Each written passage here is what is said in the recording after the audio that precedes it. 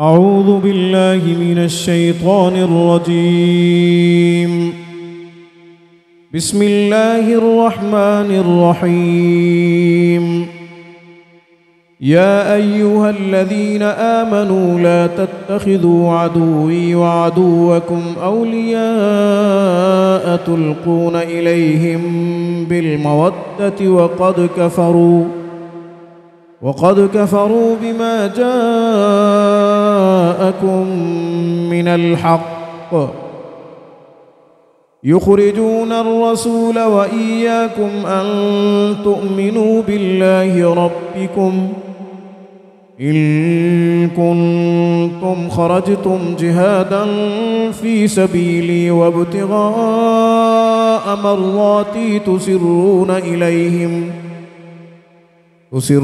إليهم بالمودة وأنا أعلم بما أخفيتم وما أعلنتم ومن يفعله منكم فقد ضل سواء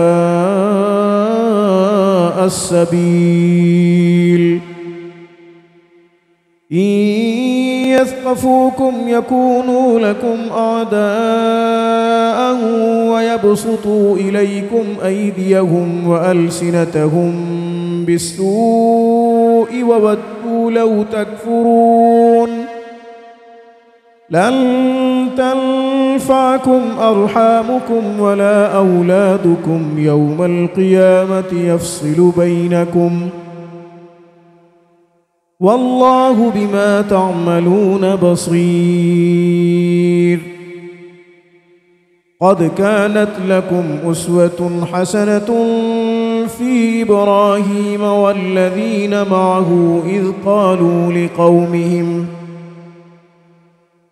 قالوا لقومهم إنا براء منكم ومما تعبدون من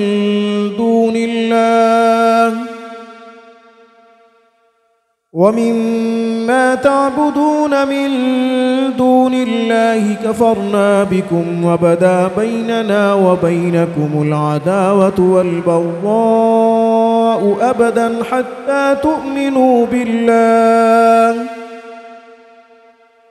حتى تؤمنوا بالله وحده إلا قول إبراهيم لأبيه لأستغفرن لك وما أملك لك من الله من شيء ربنا عليك توكلنا وإليك أنبنا وإليك المصير. ربنا لا تجعلنا فتنة للذين كفروا واغفر لنا ربنا إنك أنت العزيز الحكيم. لقد كان لكم فيهم أسوة حسنة لمن كان يرجو الله واليوم الآخر ومن يتول فإن الله هو الغني الحميد. عسى الله أن يجعل بينكم وبين الذين عاديتم منهم مودة والله قدير والله غفور رحيم.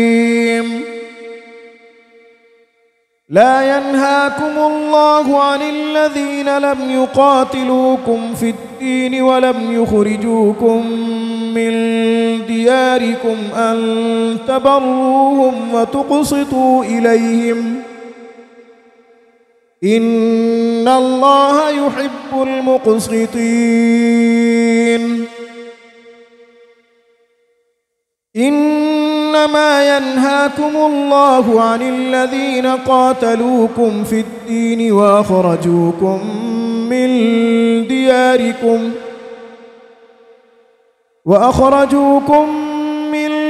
دياركم وظاهروا على إخراجكم أن تولوهم ومن يتولهم فأولئك هم الظالمون. يا أيها الذين آمنوا إذا جاءكم المؤمنات مهاجرات فامتحنوهن،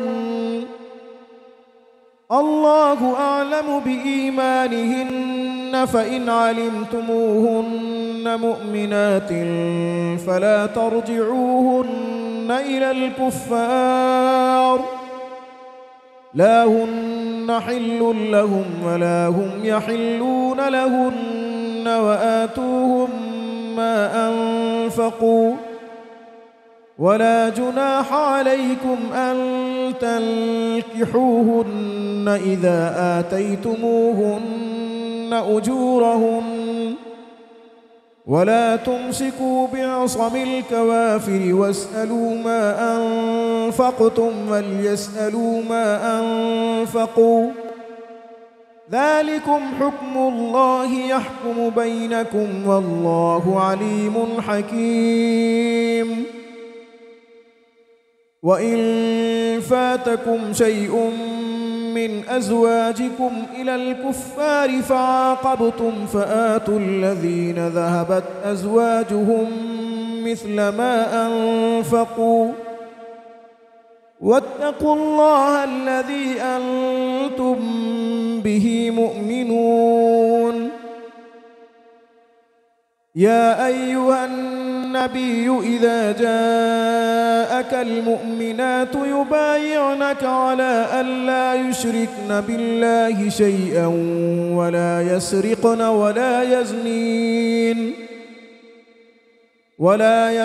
ولا يزنين ولا يقتلن أولادهن ولا يأتين ببهتان يفترينه بين أيديهن وأرجلهن ولا يعصينك في معروف فبايعهن واستغفر لهن الله، إن الله غفور رحيم. يا أيها الذين آمنوا لا تتولوا قوما غضب الله عليهم قد يئسوا من الآخرة كما يئس الكفار من أصحاب القبور.